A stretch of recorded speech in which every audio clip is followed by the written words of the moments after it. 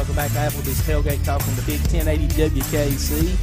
Zach, Todd, Tim with us, and now we're glad to be joined by Coach Jeff Pugh from East Limestone. How you doing, Coach? Doing good. Hey guys, before we get into this, because I know I'll forget if I don't say it now, but we've all got a friend who's a long-time East Limestone person, former coach and principal, birthday today. And he's 75. He ain't 75. Dennis Black, happy 75th. I think me and Coach said we believe he's 65. He's 64. 64, okay, he's close. Yeah. He's old. I know he's 12 years older than me, so that's how I always keep up with that. But anyway, happy birthday, Coach Black. Happy birthday, Coach. So Coach Pugh, man, we were talking a little bit off air about how things were going. Share with us how practice has been and what's going on. It's been hot, but yes, it has. The kids have worked hard. Defense is ahead of the offense. I expected that. We've got some kids that we're trying to keep from having to play both ways. So it's getting to the critical point now, though, that if they're not getting the job done, it's time to get the people in there that can. They can, yeah. And the kids, but we've got a good group of kids, and we got a lot of people back from last year. The expectations are high. So, with that means my expectations are high too. So that's not good for them. I got a lot. I told them, I said, I expect a lot out of you, and if we don't get it, there's going to be some repercussions for that because high expectations. That's not good a lot of times. Because it makes kids think they don't have to work as hard. Yeah, you're right. So, you're right. Especially coming back from a good year last year and thinking they've already got that spot. And, when they get pushed, they need to get pushed. That's right. And I know you let them know that you're not that secure. Anybody can be replaced if they're not doing the job. I've made a point, even telling our coaching staff and myself, I've made a point to make sure that we're putting extra work in just so they know. That we're not going to take it easy because we've got people coming back. And hopefully that'll pay off. We've got a lot of good kids that are playing hard. Some kids that have turned it around and had bad attitudes last year, and they were on the brink of not being on the team. Wow. And they've turned it around, and I think they're going to be players that you'll hear about all year long. So we've had some kids that have moved in, and those kids are going to help us. It's first time ever in my career that I've had this many kids move in from other schools, and we've got 3 or 4 really that are on the team that came from other places, and we think all 4 of them are going to contribute in some way or other. So that's a different thing, but the same way they have to earn their spot just like everybody else, and it's a fair deal at East Limestone. They know if they don't get the job done in practice, they don't play. Yeah. And everybody's the same. I always tell them there is nobody except. Yeah. We don't say except at East Limestone. Everybody does this except him. No. Yeah. So, but we're looking forward to it. It's an interesting year. We're in a new region where I'm only going to be playing one school that's going to have the same breakdown as last year, and that's Athens, because every other school in our non-region has got a new coach. So they're going to be doing something different, and then all of our other teams in the region are somebody we have not played. So talking about that, with all those new teams having new coaches, or not new teams but new coaches, how's that for your preparation, right? You can't go back and look at game film. Tell you what we've been doing. I have been. Oh yes, I can. I've been calling everybody I know from where they came from. Places, where they came from. I just meant the previous. We've collected as much film on those guys as we can to try to see what they're doing. But a lot of those teams have also changed coaches or changed coordinators. So. We're going to be going in this blind, but at the same time, they're going to be going into us blind too. But you know me, I ain't changed much in 23 years. Well, what works, works, Yep.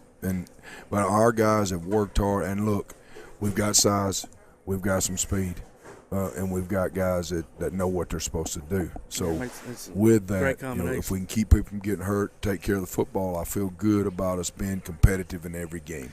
Well, Coach, you was talking about, new players, and like I said, those guys fit in just, perfect, being around them every day. But what I've seen more about this team this year and is the attitude. And there's not as much, I guess, goofing off, I guess you could say. It seems like these guys are getting it a little bit better. And that's just me talking. But well, there's been some attrition on the team. Yes. And it's helped us. As far as that goes, you try to give kids a chance, and there comes a time when it's time to teach a kid a lesson.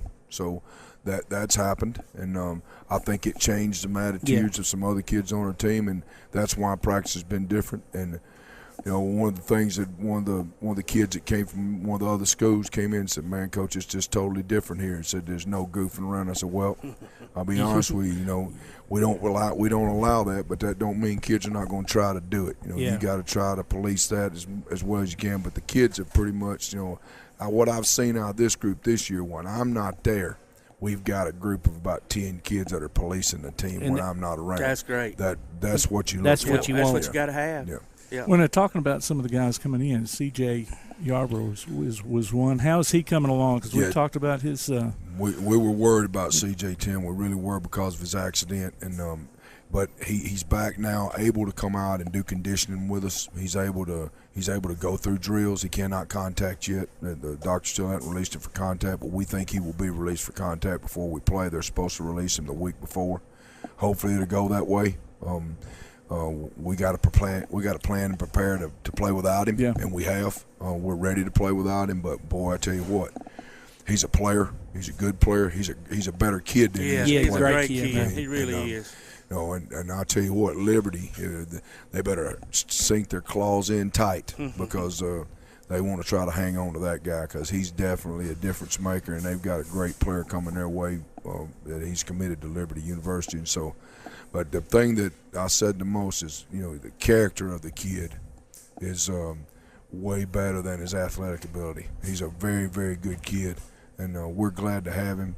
Along with Crimson Bivens, and we got Hayes Solomon. We got a young man named Xavier Sigler that moved in from Dothan, Alabama. So we've got some new kids that have moved in at East Limestone, and they're all, East Limestone. I don't know how different we are than everybody else, but they say we're different from where they came from. Yeah. And they had to get acclimated to me. They had to get acclimated to the way we do work, the way we handle practice, and they've all stepped up now. It was a shock for a couple of them. Yeah. I'll be honest with you. And they got on that borderline, and you get on the borderline. I go, it's like this every day here. That's the way it is. So, but they've all acclimated well, and they're ready. They're ready to. I think they're all ready to see somebody in a different colored jersey than ours. Yeah. So last night we had Indian night planned. We were going to have a little scrimmage and introduce the young kids and also the team, but that didn't work out last night. But we got a scrimmage coming up Friday night against Russell. What do you think about that? Well, first of all, I want everybody to understand, this game, it matters to get some playing time, to see some people play with the speed of the game with somebody else that's going to be going as fast as they can go. So the speed of the game is going to help us. But I'm not going to risk injury to any of our guys in a game that matters absolutely nothing to the season. So we're going to play our ones for the first quarter, and then we'll start subbing freely after that. And that's what coaches agreed to at Russellville too. And we're Coach Ritter. At one time we were fixing to cancel it, but his principal superintendent didn't want to cancel it. They wanted to go ahead and have it. And I told him, I said, "Hey man, that's fine. We made an agreement. We'll come play, but I want you to know I'm not going to be coming over and try to win and try to leave my kids out there a long time. We want to see them a little bit against your level of competition and see how they do with the speed of the game. Then we're going to get them out. And some of them won't play at all. I'll tell you that right now." Let me ask you this, Coach, since we were talking about the new kids that came in, because I know whether good or bad or in between, it's human nature sometimes as an athlete, period. How the kids that have been at East all these years accepted them. I mean, as far as, you know what I mean? Sometimes, hey, man, that kid, it goes for the same even if you got a fellow student, say a ninth grader, you pull a ninth grader up to play. Yep. Don't let it hurt your feelings. You got to outwork them if you want to keep your spot. But has everything been good with that as far as those lines went? Here's the thing about when you and I've done this my whole career, and I don't do everything right. I'm not perfect, all right, but when you treat kids fairly and you do it over a long period of time, they see it. They understand that when somebody comes in, that they're going to be treated just like they are. And if that kid is better than them on the field, they will play. Yeah. If they're not, they will not. And if it's even, the kid that was there the year before will play. Yeah. And that makes sense. If it's a toss-up, I tell them that, and we've addressed that. But the good thing about keeping your program clean with good kids in the field house, every kid we've had ever move in at East Limestone is accepted, and they treat him just like their brothers in the field house. I have not seen any animosity from anybody. No, that's and awesome. listen, and because it has to be that way. It does. It's a team. You're a team, and you are brothers. And, it just has to be that way. So and it's easy to find the ones that are not. Oh, yeah. It's easy to find the ones that, that are back grumbling. He's going to let him play before me. Well, and what we try to do with those guys, we call them right in and go, hey, man, listen, you're taking it all the wrong way. You're fixing to go the wrong direction. Fight for your job. And, you never know what's going to happen. No. You never know what's going to happen. You may win the job.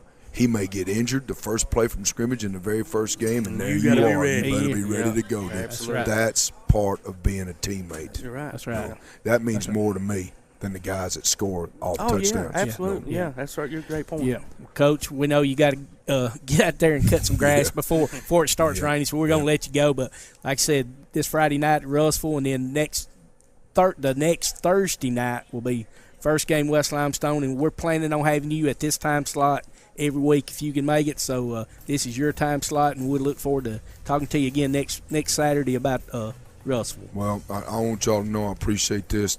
I say it every year, but what you do for athletics in this county, okay, getting this show out there on the air where people call, they listen, the kids listen. It promotes athletics in high school, okay, and I appreciate y'all doing that. We're fired up about it. There's a lot of talk going around about our football team this year. That's good. That means there's going to be a lot of people in those stands. But you better put the show on when they come out. Absolutely. They'll start talking too about that, and it ain't good. It ain't going to be good. That's right. Well, Coach, we appreciate it. And we're going to take us a break. You're listening to Applebee's Tailgate Talk on the Big 1080 WKC.